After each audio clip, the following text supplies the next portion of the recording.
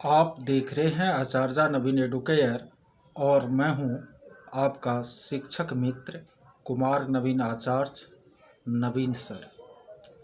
आज का यह वीडियो बिहार बीएड सीईटी 2019 की परीक्षा के उपरांत संभावित कट ऑफ और अन्य महत्वपूर्ण जानकारियों से संबंधित है।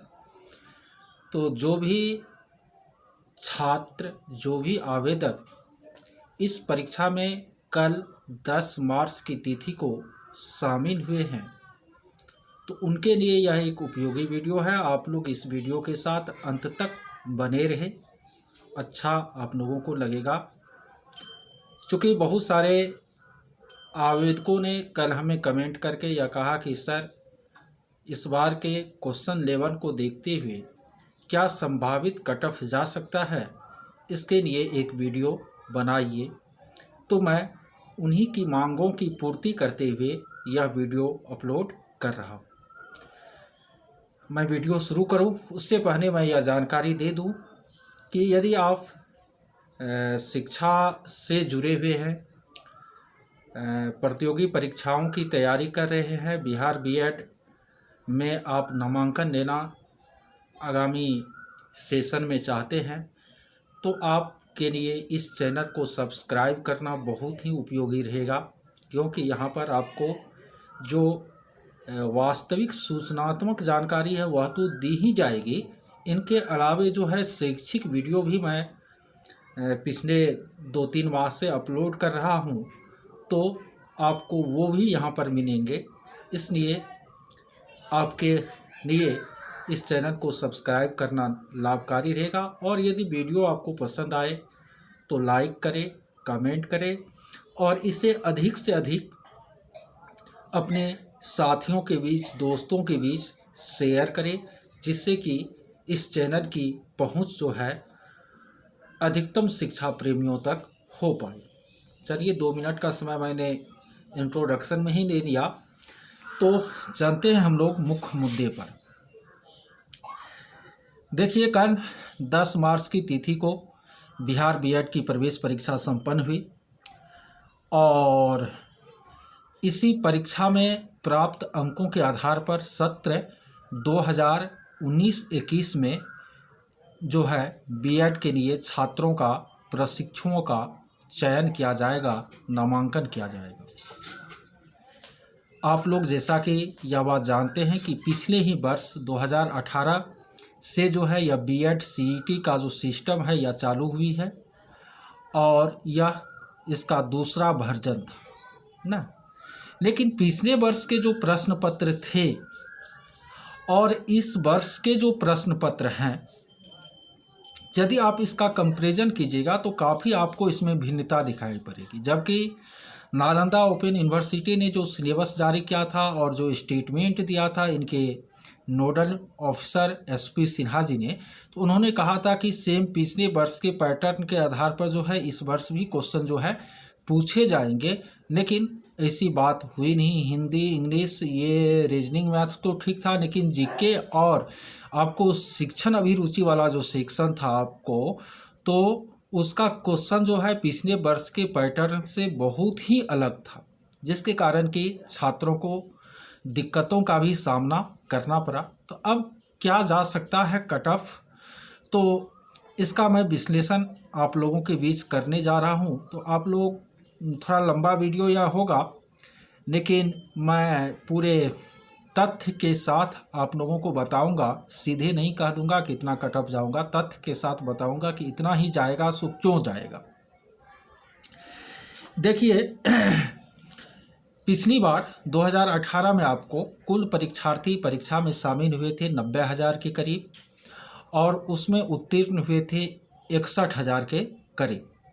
जबकि पिछले बार बीएड कॉलेजों में नामांकन की सीटें 33,000 के अप्रॉक्स थी और इन 61,000 उत्तीर्ण जो छात्र थे उसमें से कॉलेज के लिए जब नामांकन की प्रक्रिया चली तो जनरल कास्ट के लिए कट ऑफ जो है एडमिशन के लिए फर्स्ट काउंसलिंग में वह 60 निर्धारित किया गया और 60 और बीसी के लिए 54, ईबीसी के लिए आपको 46, एससी के लिए आपको 36, एसटी के लिए 47, डब्ल्यूबीसी के लिए 45, उसके बाद हैंडीकैप्ड के लिए 36 और सर्विसमैन कोटा से आपको इसके लिए 36। ये कट ऑफ था फर्स्ट काउंसलिंग का। बाद में जो दूसरी और काउंसलिंग हुई तो उसमें कुछ कट ऑफ नीचे गिरी, यानी 57-58 तक जनरल में जिनका अंक था तो उनका जो है नामांकन हो पाया। लेकिन काउंसलिंग की कुछ दोषपूर्ण प्रक्रिया के चलते पिछली बार बहुत सारी सीटें जो है वह खाली रह गई। ये तो हुई पिछली बार की बात। अब इस बार क्या हो सकता है मैं इसकी आप लोगों को जानकारी दे दूं, अपना अनुमान बताऊं। देखिए, इस बार आपको बिहार के कुल 325 जो कॉलेज हैं बीएड कराने वाले, तो उनके लिए उनमें जो टोटल सीटें हैं वह 35,000 के अप्रॉक्स है। ठीक है, इस बार 95,000 जो आवेदक थे उनको एडमिट कार्ड जारी किया गया, जिसमें कल जो परीक्षा हुई तो दैनिक भास्कर अखबार के मुताबिक 87,000 छात्र जो है इस परीक्षा में क्या हुए, शामिल हुए। अब 87,000 स्टूडेंट शामिल हुए, एडमिशन कितना का होगा, 35,000 का। तो अब क्या संभावना बन सकती है, क्या कट ऑफ की संभावना जा रही है? तो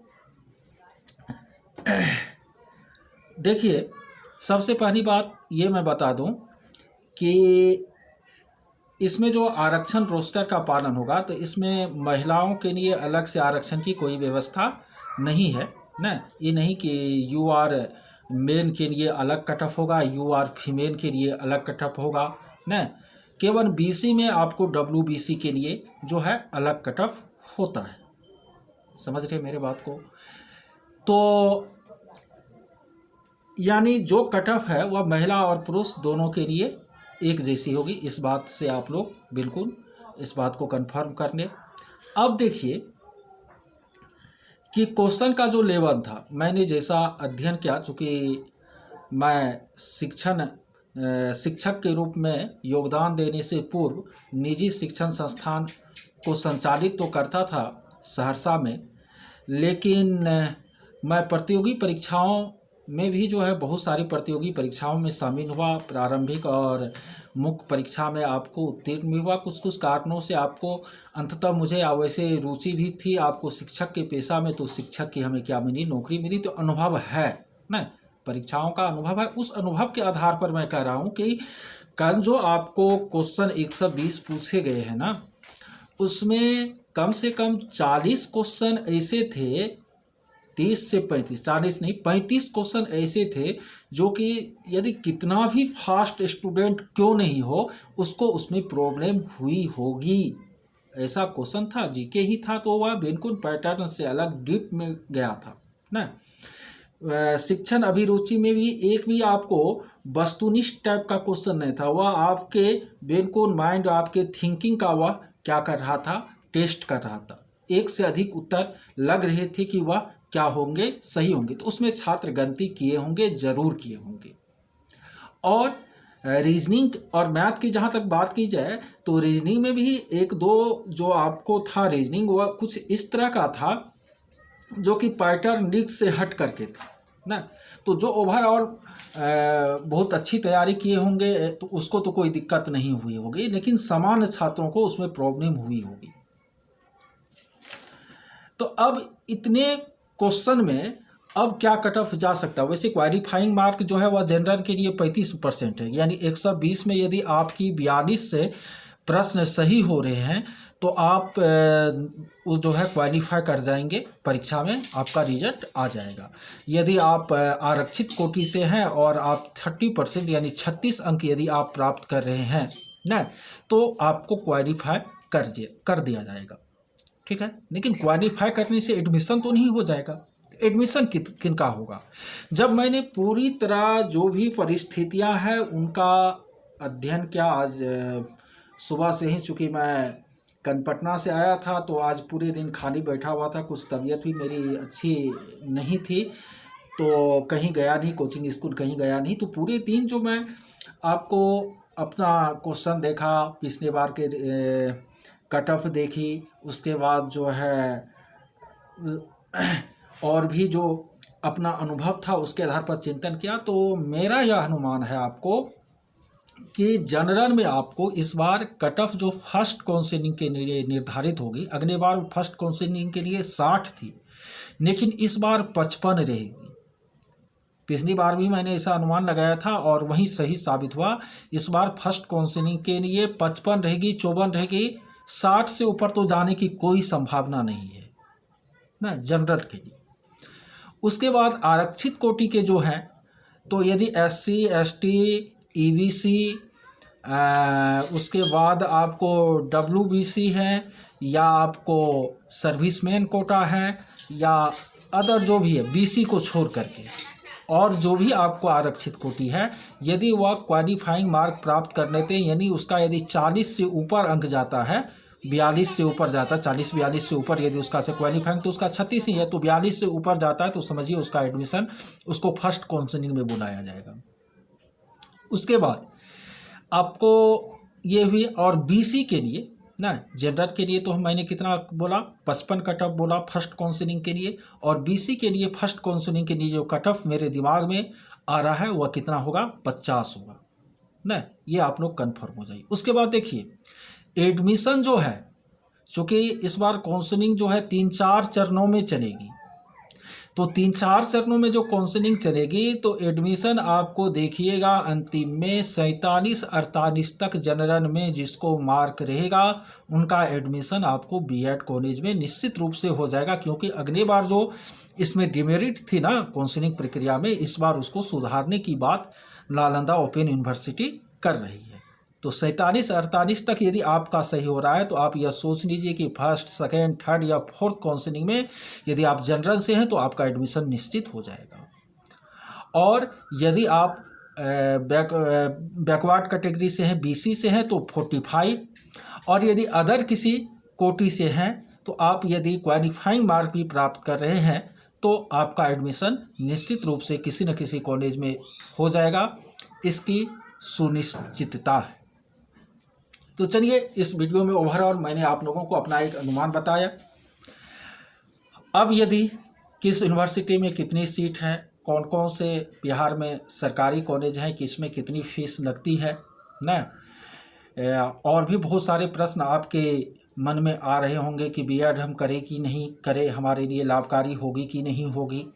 तो ये सारे प्रश्न यदि आपके दिमाग में है तो आप कमेंट बॉक्स में उसको लिखें। और यदि आप लोग कहिएगा, वैसे नेटवर्क की तो जहां मैं रह रहा हूं वहां परेशानी थोड़ी सी है, फिर भी मैं चाहूँगा कि रात्रि में 9-10 बजे के करीब लाइव आकर के आप लोगों के प्रश्नों का क्या करूं, उत्तर दूं। और वैसे यदि आप प्रश्न कमेंट बॉक्स में भी लिखते हैं, लाइव मैं नहीं भी आऊं, तो मैं जो है एक वीडियो बना करके आपके सारे प्रश्नों का जो है एक एक करके उत्तर प्रस्तुत कर दूंगा।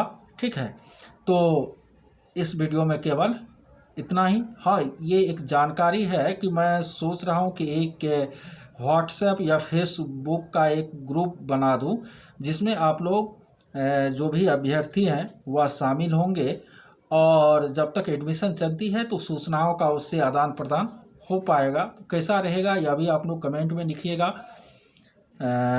मैं ये कर दूंगा आप लोगों के लिए। तो इस वीडियो में केवल इतना ही। आप लोगों को कैसा लगा यह वीडियो ज़रूर लिखिएगा, लाइक कीजिएगा, शेयर कीजिएगा साथियों के बीच। ठीक है।